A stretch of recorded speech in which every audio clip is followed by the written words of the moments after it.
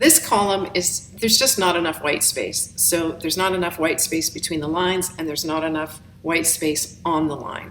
So you really need to adjust that. You never want to leave your horizontal tracking to 0.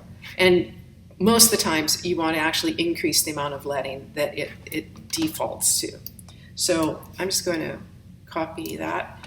And if I keep the size at the same and I increase the leading to say 15, and I just adjust this to even 25, maybe I'll go up a bit to say 30, just a bit more.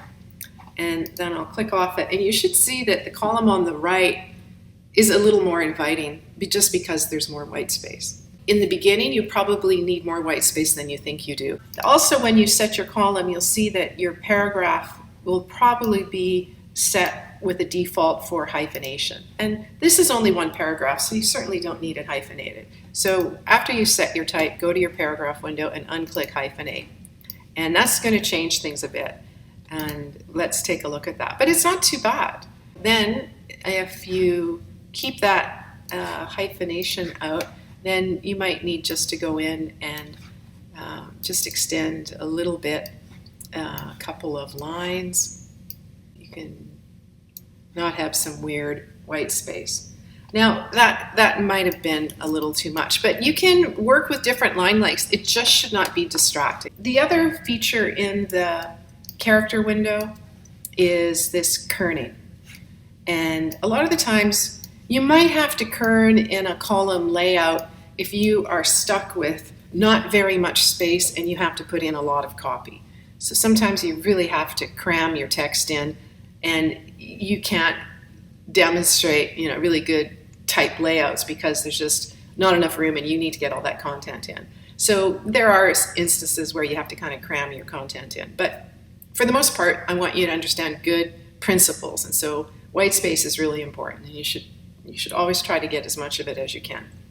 So with the headline, for example, you're going to probably be looking at kerning. In this example, I've got kind of a slab serif typeface here, the American typewriter, and it's pretty common actually with big serif typefaces like these blocky serifs. Sometimes they need some room to breathe in a headline because they are quite large. So if I look at this example of just the word headline, you'll see that the letters that have the double-handled serif here, like the letter L and the letter I, and even on the letter N, that starts becoming a little bit tight in there, right? So the space between the letters here is less than, say, the space between the letters H and E and A, right? So the idea with kerning is that you can adjust that.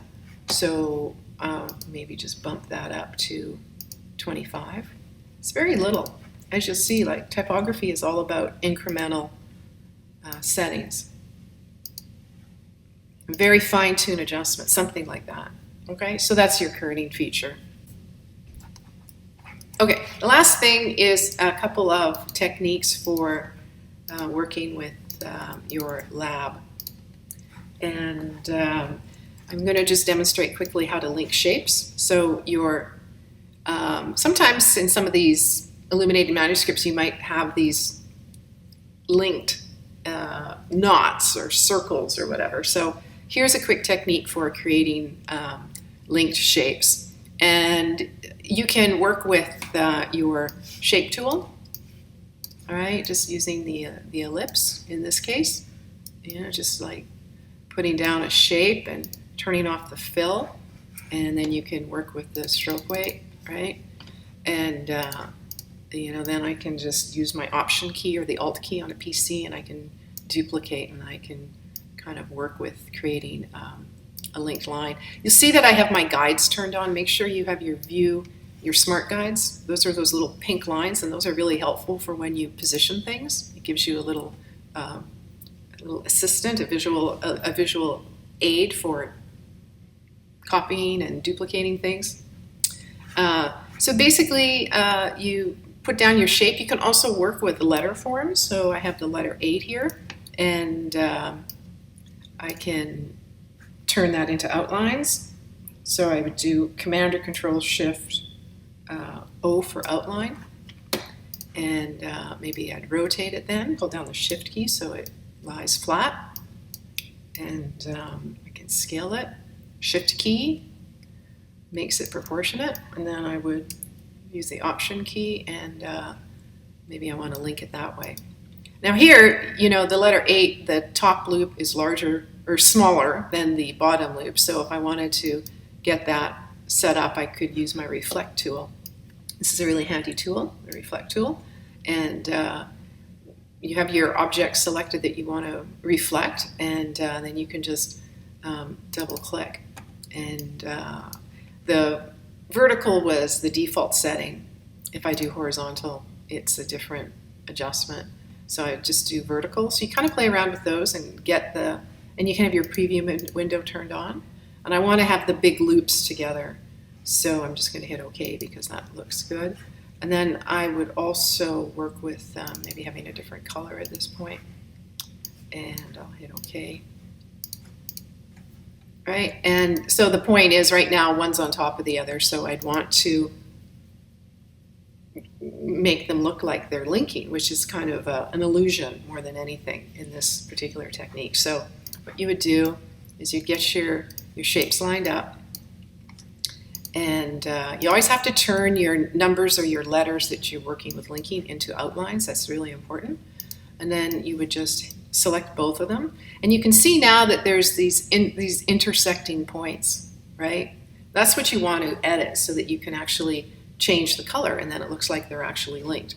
So you would go to your window and get Pathfinder. There's the Pathfinder. Bring that up. And at this point, I'm going to do divide. And between the divide tool and your white arrow tool, that's how you can edit these shapes to make them look like they link.